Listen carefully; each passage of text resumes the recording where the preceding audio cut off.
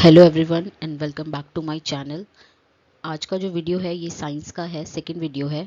इस वीडियो में हम चैप्टर 2 पर डिस्कशन करने वाले हैं। चैप्टर का नाम है एसिड्स, बेसिस एंड सॉल्ट। तो चलिए स्टार्ट करते हैं आज का डिस्कशन। तो इस चैप्टर के डिस्कशन के जो टॉपिक्स हैं उनको मैंने इन 5 कैटेगरीज में डिवाइड किया है। सबसे पहले हम देखने वाले हैं कि इस चैप्टर में ये इंट्रोडक्शन पढ़ेंगे पहले तो एसिड, बेसिस और सॉल्ट्स का। सेकेंड हम देखेंगे जो भी हमारी केमिकल प्रॉपर्टीज़ हैं इनकी तीनों की। उसके बाद हम सिमिलैरिटी देखेंगे in all acids and all basis. उसके बाद हम स्ट्रेंथ देखेंगे कि एसिड्स और बेसिस जो हैं कितने स्ट्रॉन्ग और वीक टाइप के होते हैं। और फिर लास्ट कैटेगरी में हम देखेंगे मोर अबाउट सॉल्ट्स।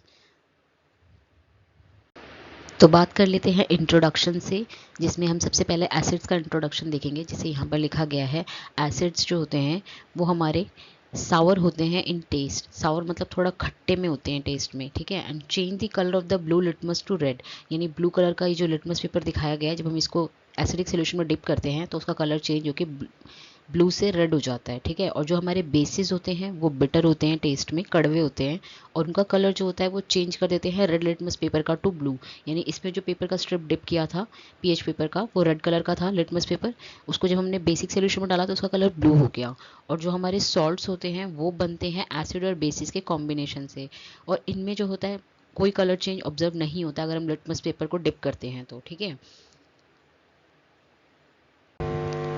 तो जैसा पिछले स्लाइड में हमने देखा, जो लिटमस पेपर होते हैं वो दो टाइप के होते हैं। एक होता है हमारा रेड लिटमस पेपर, एक होता है हमारा ब्लू लिटमस पेपर, ठीक है। जो हमारा रेड लिटमस पेपर था उसको जब हम बेसिक सोल्यूशन में डिप कर रहे थे तो वो ब्लू टर्न हो रहा था, और जो हमारा ब्लू वाला लिटमस पेपर था जब हम उसे एसिडिक सोल्यूशन में डाल रहे थे तो वो रेड टर्न हो रहा था। अब इनमें जो कलर चेंज होता है तो उससे हमें इंडिकेशन मिलता है कि जो हमारा गिवन सोल्यूशन है वो एसिडिक है कि बेसिक है। तो इनको हम इंडिकेटर कहते हैं, क्योंकि हमें इंडिकेट करते हैं कलर चेंज से, ठीक है।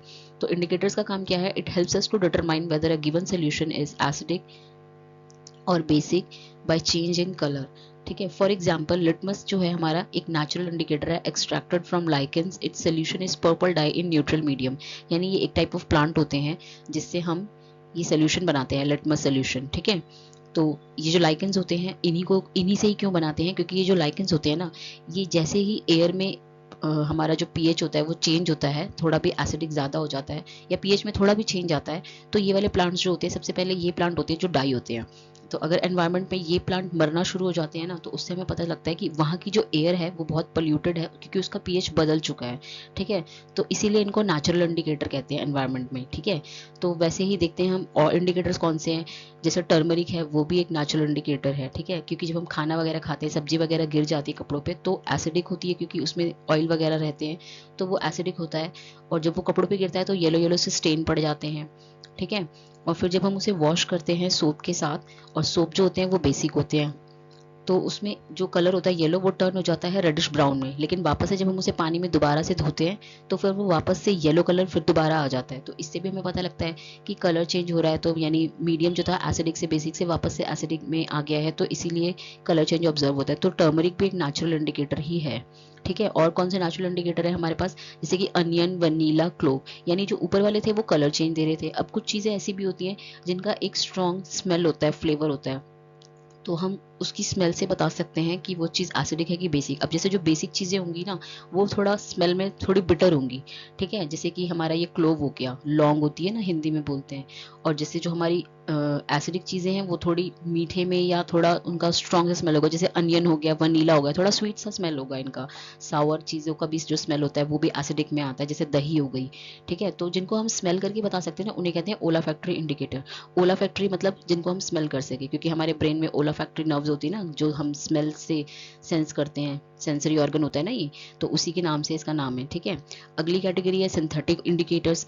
सिंथेटिक इंडिकेटर्स में वो आएंगे जो हमने लैब में केमिकली बनाए हैं, ठीक है। जैसे कि फिनोफ्थलीन है, मिथाइल ऑरेंज है, इसका कलर ऑरेंज होता है, इसका थोड़ा ट्रांसपेरेंट सा होता है जब मतलब।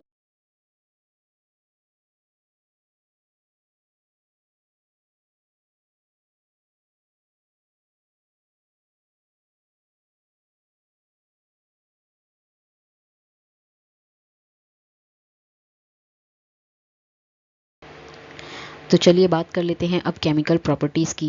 यानी जो हमारे एसिड्स और बेसिस होते हैं, ये जब मेटल्स के साथ रिएक्शन होता है इनका, तो ये कैसे बिहेव करते हैं, ठीक है। अब जो हमारे एसिड्स और बेसिस होते हैं, ठीक है, ये दोनों ही मेटल के साथ रिएक्शन करने के बाद सॉल्ट बनाते हैं और हाइड्रोजन गैस लिबरेट करते हैं। यानी जो मेटल होता है हमारा, वो H एटम को डिस्प्लेस कर देता है from acid and basis as H2 gas and forms a compound called a salt. यानी जो भी हमारा कंपाउंड बनेगा वो एक सॉल्ट टाइप का आएगा और हमारी हाइड्रोजन गैस लिबरेट होगी। तो एक रिएक्शन मैंने यहाँ पर दिखाया H2SO4 का जिंक के साथ, जिसमें जिंक सल्फेट बन रहा है और हाइड्रोजन गैस निकल रही है। ये सल्फ्यूरिक एसिड है, ठीक है। सिमिलर रिएक्शन हम डिफरेंट एसिड्स के साथ भी दिखा सकते हैं, जैसे HCl, HNO3, CH3, COH। यानी इन सभी एसिड्स के साथ हाइड्रोजन निकलेगी, है ना, हाइड्रोजन आटम निकलेगा और फिर उससे हाइड्रोजन गैस बन जाएगी। और यही सेम रिएक्शन जिंक मेटल का मैंने बेस के साथ दिखाया यहाँ पर NaOH के साथ। तो यहाँ पर हमारा सोडियम जिंकेट बन रहा है और हाइड्रोजन गैस निकल रही है, ठीक है। यानी एसिड हो या बेस हो, वो मेटल के साथ रिएक्शन करके सॉल्ट बनाएगा और हाइड्रोजन गैस लिबरेट करेगा। तो जो नेक्स्ट कैटेगरी है हमारी केमिकल प्रॉपर्टीज़ की, वो है metal carbonates and metal hydrogen carbonates का रिएक्शन है विद एसिड्स, ठीक है। इसमें हम देखने वाले हैं जो भी हमारे मेटालिक कार्बोनेट होते हैं, जैसे कि sodium carbonate, sodium hydrogen carbonate, जब इस टाइप के जो कंपाउंड होते हैं इनका रिएक्शन एसिड्स के साथ होता है तो सॉल्ट, CO2 गैस और वाटर मॉलिक्यूल बनता है, ठीक है। यानी Na2CO3 का रिएक्शन कराया है HCl के साथ तो हमें 2NaCl मिला है, H2O मिला है और CO2 गैस लिबरेट हुई है। वही सेम रिएक्शन फिर हम सोडियम हाइड्रोजन कार्बोनेट के साथ देख रहे हैं एसिड का, इसमें भी हमें NaCl, H2O और CO2 गैस मिली है। अभी जो CO2 गैस बनी है इसका रिएक्शन फर्दर करवाया है कैल्शियम हाइड्रोक्साइड के साथ, तो कैल्शियम कार्बोनेट बना है और वाटर मिला है, ठीक है। तो ये जो रिएक्शन है हम चैप्टर 1 में भी वैसे पढ़ चुके हैं, पर इसको समझने के लिए आप फिगर 2.2 देख सकते हैं, जिसमें passing CO2 gas through calcium hydroxide solution की एक्टिविटी जैसे दिखाया गया है, ठीक है। तो बात कर लेते हैं नेक्स्ट कैटेगरी ऑफ रिएक्शन की, जहाँ पर हम एसिड्स और बेसिस के रिएक्शन देखने वाले हैं। यानी जब एक एसिड और बेस आपस में रिएक्शन करते हैं तो क्या मिलता है, तो हमें मिलता है salt and water. When an acid reacts with base, the effect of base is nullified by acid and vice versa. It gives us salt and water. This reaction is called neutralization reaction. यानी nullified कर देता है, मतलब acid और base जो होते हैं आपस में रिएक्शन करके न्यूट्रलाइज हो जाते हैं, ठीक है। जैसे कि जो हमारा एसिड होता है हमें पता है उसमें H+ होता है और हमारा जो बेस होता है उसमें OH- होता है। तो एक H+ और एक OH- मिलके वाटर में कन्वर्ट हो जाते हैं, क्योंकि एक H ये है और इसके पास एक H है और एक O है, तो ये बन जाते हैं H2O और जो बाकी के आयंस होते हैं वो आपस में कंबाइन होकर सॉल्ट बना देते हैं, ठीक है। तो यानी NaOH और HCl मिलकर हमें NaCl और H2O ही देंगे हमेशा। तो जो हमारा रिएक्शन होता है ऑफ नॉन मेटालिक ऑक्साइड्स का विद बेस, वो भी एक न्यूट्रलाइजेशन रिएक्शन ही होता है, क्योंकि जो हमारे नॉन मेटालिक ऑक्साइड्स होते हैं वो एसिडिक होते हैं नेचर में और बेसिस के साथ रिएक्शन करके वो न्यूट्रलाइज हो जाते हैं। जैसे कैल्शियम हाइड्रोक्साइड का रिएक्शन करवाते हैं हम CO2 के साथ, तो वो प्रोड्यूस करता है सॉल्ट एंड वाटर, जो हमने अभी पिछली स्लाइड में देखा ही था, जो कि हमें वो डायग्राम 2.2 जो फिगर है उसमें भी दिखाया गया है यही सेम चीज़।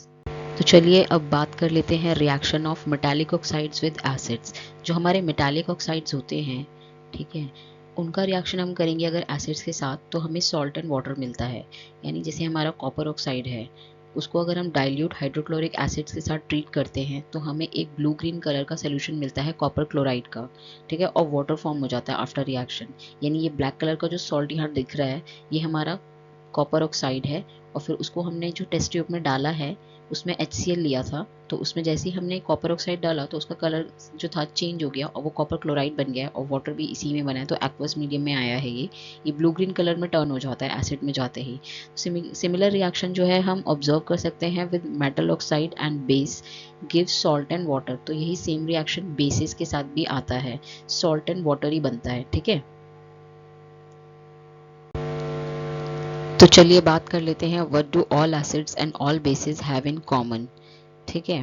पहले एसिड्स की बात कर लेते हैं। अब जो हमारे एसिड्स होते हैं वो सबकी केमिकल प्रॉपर्टीज जो होती हैं सेम होती हैं, क्योंकि सभी जो एसिड्स होते हैं वो हाइड्रोजन गैस ही लिबरेट करते हैं ऑन रिएक्शन विद मेटल्स, ये हमने पहले ही देखा है। यानी सभी एसिड्स जो होते हैं वो हाइड्रोजन्स देंगे मेटल्स के साथ।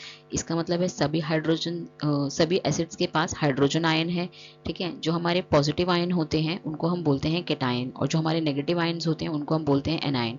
अब जैसे HCl एक एसिड है तो इसमें जो हमारा H+ है वो हमारा केटायनिक पार्ट है और जो Cl- है वो हमारा एनायनिक पार्ट है। वैसे ही नाइट्रिक एसिड है HNO3, इसमें भी H जो है हमारा वो एसिड का काम करेगा, H प्लस देगा, और NO3 नेगेटिव पार्ट है तो वो एनाइन है। वैसे ही सल्फ्यूरिक एसिड है H2SO4, उसमें सल्फेट एनाइन है और H प्लस जो है हमारे कैटाइन है। वैसे ही हमारा जो एसिटिक एसिड है CH3COOH, इसमें हमारा H प्लस जो होगा कैटाइन होगा और CH3CO माइनस जो है वो हमारा एनाइनिक पार्ट है। तो since cation present in acids is H plus, यानी हमने देखा कि डिफरेंट डिफरेंट एसिड्स में जो हमारा केटाइन होता है वो H प्लस ही होता है। तो इससे हमें ये पता लगता है कि जो हमारे एसिड्स होते हैं वो सोल्यूशन में जाते ही H प्लस आयन देते हैं। तो जो हमारे ये H प्लस आयन होते हैं यही रिस्पॉन्सिबल होते हैं एसिडिक प्रॉपर्टीज़ के लिए, यानी किसी एसिड में जितने ज़्यादा H प्लस आयन्स होंगे वो सोल्यूशन हमारा उतना ज़्यादा एसिडिक होगा। अब बात कर लेते हैं बेसिस की। तो जो हमारे बेसिस होते हैं उनकी भी केमिकल प्रॉपर्टीज सिमिलर होती है, क्योंकि सारे बेसिस जो होते हैं मेटल के साथ रिएक्शन करने पर हमें हाइड्रोजन गैस ही देते हैं, ठीक है। तो हमने ये पहले भी देखा है।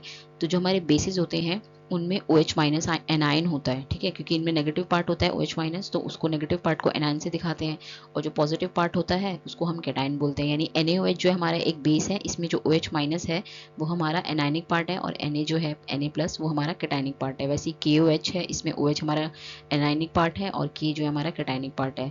सिमिलरली NH4OH है, इसमें हमारा NH4 प्लस जो है हमारा कैटाइनिक पार्ट है और OH माइनस जो है हमारा एनाइनिक पार्ट है। तो यानी हमने देखा कि जो हमारे बेसिस होते हैं उनमें OH माइनस होता है, यानी यही हमारे बेसिस को बेसिसिटी देता है ज़्यादा, यही रिस्पॉन्सिबल होता है। यानी जितने ज़्यादा हमारे हाइड्रोक्साइड आयन होंगे किसी सोल्यूशन में वो उतना ज़्यादा ही बेसिक होगा। तो अब बात कर लेते हैं रिएक्शंस ऑफ एसिड्स और बेसिस विद वाटर। यानी जब हम मिक्सिंग करते हैं एसिड और बेसिस की विद वाटर, तो उससे हमें क्या मिलता है कि हमें पता है एसिड और बेसिस में H प्लस या OH माइनस आयन होते हैं। जैसे एसिड में H प्लस होते हैं, बेसिस में OH माइनस होते हैं, लेकिन जब हम वाटर ऐड करते हैं उसमें, तो उसमें जो ओरिजिनल कॉन्सेंट्रेशन होती है H प्लस और OH माइनस आयंस की, वो पर यूनिट वॉल्यूम के हिसाब से देखें तो वो डिक्रीज हो जाती है, ठीक है। इस प्रोसेस को हम कहते हैं डाइल्यूशन। यानी किसी भी एसिड या बेस में पानी मिला देते हैं हम, ज़्यादा पानी मिलाते हैं तो उसकी एसिडिटी और बेसिसिटी, उसकी जो नई वॉल्यूम बनेगी पानी ऐड करने के बाद, उसके कंपैरेटिवली तो कम ही होगी ना। तो यानी H प्लस और OH माइनस आयंस की जो कॉन्सेंट्रेशन है वो कम हो जाती है। तो वो सोल्यूशन जो होते हैं जिनमें पानी मिला होता है वो डाइल्यूटेड होते हैं, ठीक है। The process of dissolving an acid और base in water is an exothermic reaction. ये हम पिछले चैप्टर में भी पढ़ चुके हैं, ठीक है।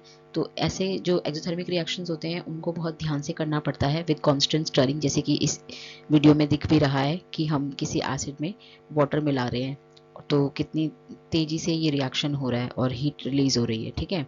यानी एसिड और वाटर जो होते हैं वो डाइल्यूट एसिड बना देते हैं, वैसे ही हमारा बेस और वाटर जो है वो फिर एल्कलीज बनाते हैं। यानी एल्कलाइन सोल्यूशन ऑफ NaOH बनेगा अगर हम NaOH में वाटर ऐड करें, और HCl में वाटर ऐड करें तो उसको फिर हम डाइल्यूट हाइड्रोक्लोरिक एसिड कहेंगे।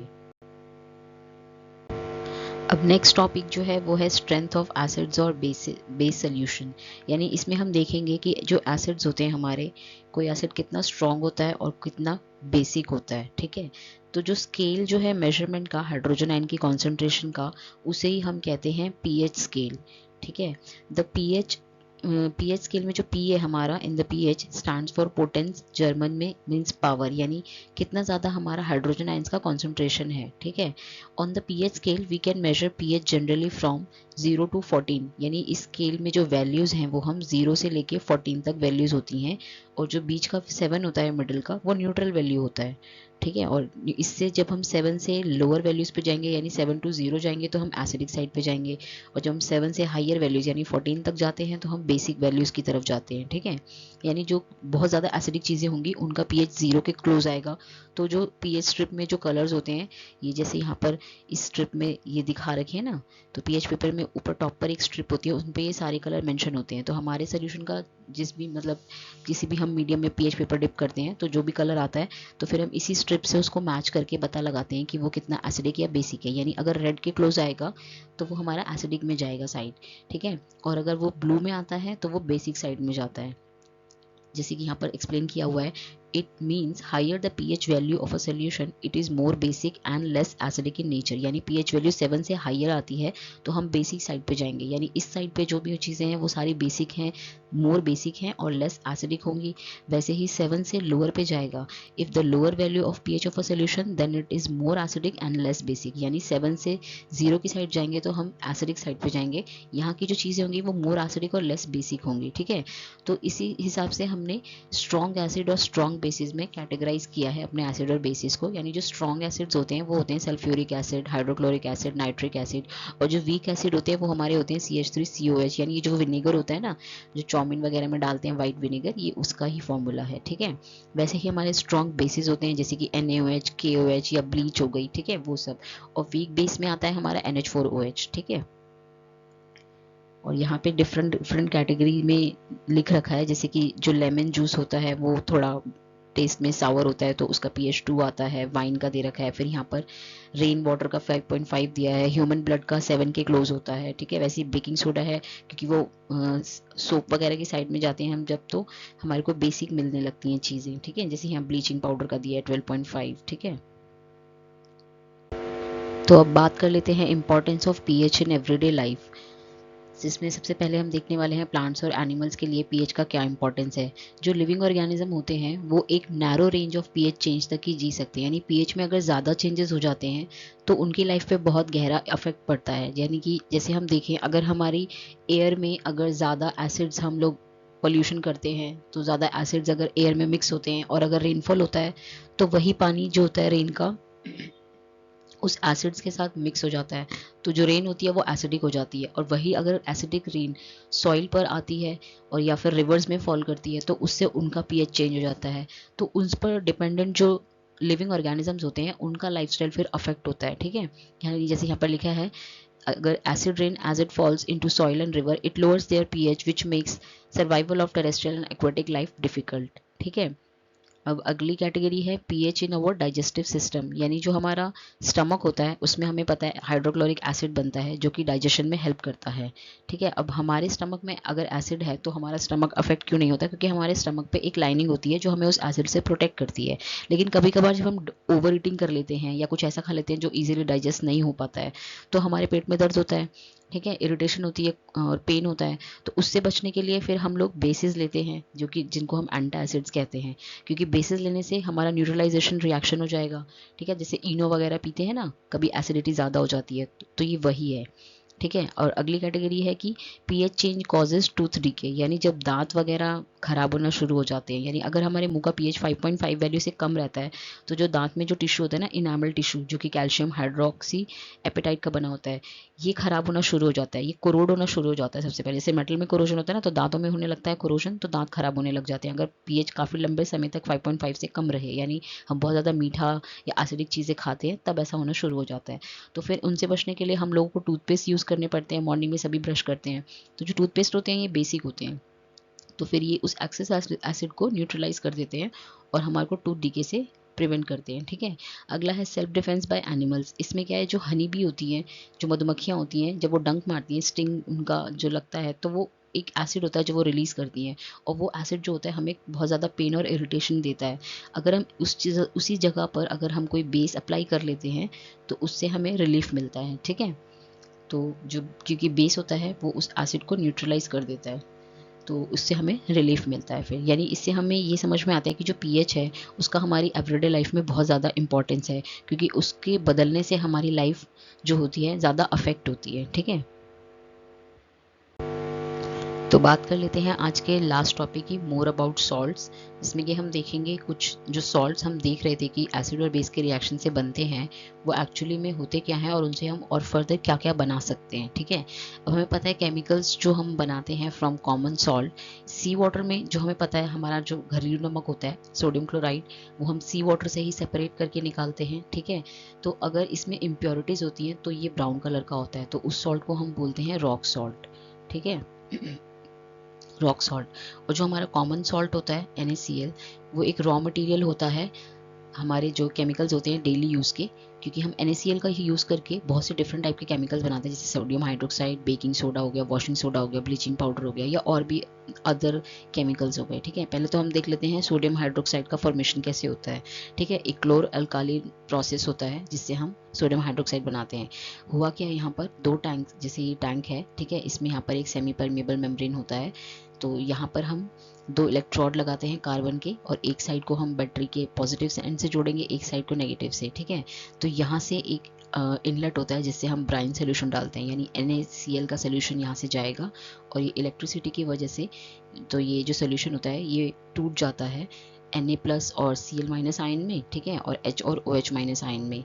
तो जो हमारा Cl- होता है वो कंबाइन होकर क्लोरीन गैस देता है जो कि यहाँ से निकल रही है, और जो हमारा हाइड्रोजन होता है वो हाइड्रोजन गैस देता है, हाइड्रोजन आटम जो होता है H+, और Na और OH जो होते हैं वो आपस में NaOH बना लेते हैं, ठीक है।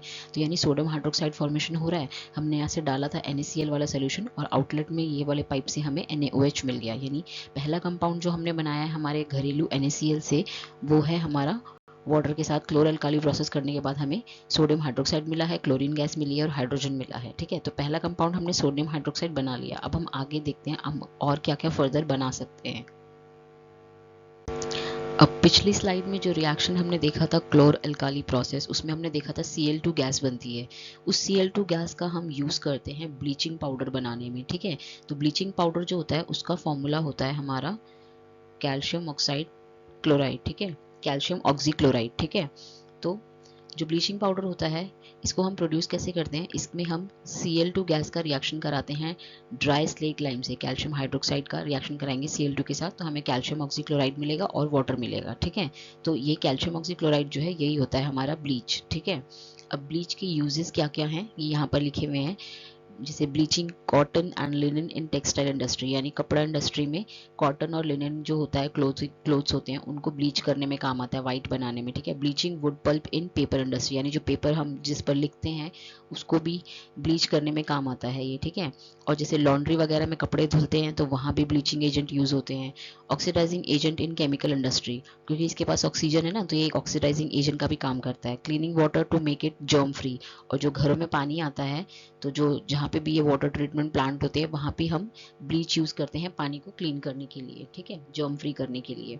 अगली जो कंपाउंड हम देखने जा रहे हैं जो हम फॉर्म करेंगे वो है हमारा बेकिंग सोडा, यानी सोडियम हाइड्रोजन कार्बोनेट, जो खाने वाला सोडा होता है ना, मीठा सोडा होता है, ये वो है, ठीक है। अब सोडियम हाइड्रोजन कार्बोनेट जो है वो कैसे बनता है, वो बनता है, पहले हमने देखा था NaCl जो हम बना रहे हैं, ठीक है, जो नमक था उसका हम वाटर और CO2 के साथ रिएक्शन कराते हैं अमोनिया की प्रेजेंस में, ठीक है। तो ये अमोनियम क्लोराइड और सोडियम हाइड्रोजन कार्बोनेट बनाता है, तो यही है हमारा बेकिंग सोडा, ठीक है। अब ये बेकिंग सोडा को हम जब इसको हीट करते हैं तो ये सोडियम कार्बोनेट में कन्वर्ट हो जाता है और वाटर और CO2 गैस निकल जाती है, ठीक है। अब जो हमारा सोडियम हाइड्रोजन कार्बोनेट हमने बनाया था फर्स्ट रिएक्शन में, उसका जब हम एसिड के साथ रिएक्शन कराते हैं तो CO2 और वाटर बनता है और सोडियम सॉल्ट बनता है, ठीक है, सोडियम सॉल्ट ऑफ एसिड बनता है।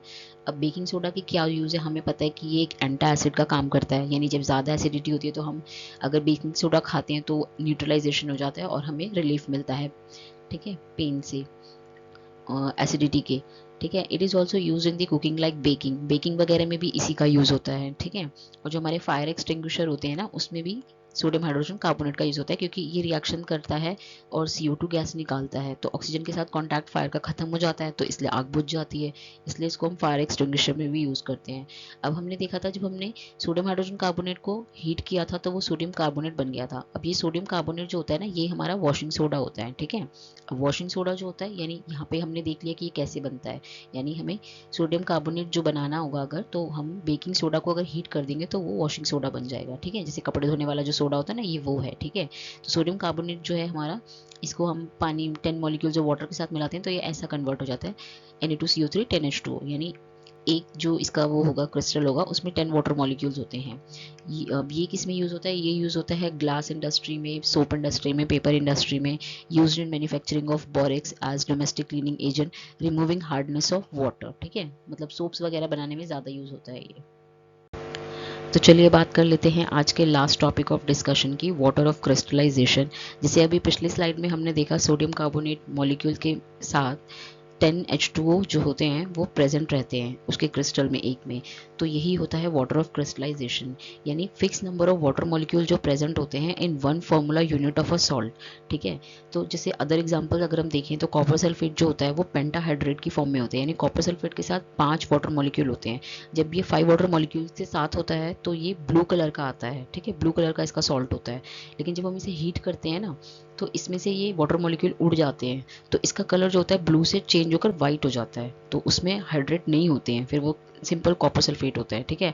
अदर एग्जांपल है जैसे कैल्शियम सल्फेट डाईहाइड्रेट, यानी calcium sulphate dihydrate, di means 2 hydrate है, यानी 2H2O मॉलिक्यूल है, ठीक है। जब 2H2O की फॉर्म में होता है तो ये हार्ड होता है, ठीक है। लेकिन जब हम इसे हीट करते हैं यानी कैल्शियम सल्फेट हेमीहाइड्रेट बना देते हैं, यानी हाफ H2O मॉलिक्यूल रहता है और डेढ़ उड़ जाता है, तो ये वाइट पाउडर की फॉर्म में आ जाता है, ठीक है।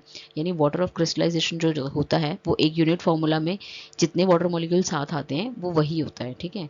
कॉपर सल्फेट क्रिस्टल जो होते हैं, जैसे मैं बता रही थी कि seems to be dry containing water of crystallization, but on heating it turns white as water is removed due to heating, and if mixed with water again it will regain water and becomes blue in color again। यानी कि जब copper sulphate blue colour का होता है अगर pentahydrate की form में होगा, लेकिन जब हम उसे हीट करते हैं तो वाटर मॉलिक्यूल उड़ जाते हैं और फिर वो सोल्यूशन वाइट टर्न कर जाता है, लेकिन दोबारा अगर हम उसमें पानी मिलाते हैं तो वो दोबारा से ब्लू हो जाता है क्योंकि वाटर फिर से उसके साथ आ जाता है, ठीक है। सिमिलरली ऑन हीटिंग जिप्सम तो वो पेरिस ऑफ प्लास्टर में कन्वर्ट हो जाता है, यानी जो हमारा कैल्शियम सल्फेट था उसको जब हम हीट करते हैं तो वो कैल्शियम सल्फेट हेमीहाइड्रेट में कन्वर्ट हो जाता है, ठीक है। तो हम इसका रिएक्शन भी देख रहे हैं, जैसे लास्ट स्टेप में रिएक्शन लिखा है कैल्शियम सल्फेट हेमीहाइड्रेट है, हाफ H2O है, उसमें हमने 1.5 मॉलिक्यूल्स ऑफ H2O डाला तो वो कैल्शियम सल्फेट डाईहाइड्रेट बन गया, ठीक है, 2H2O बन गया, यानी POP से वो दोबारा जिप्सम में कन्वर्ट हो गया है।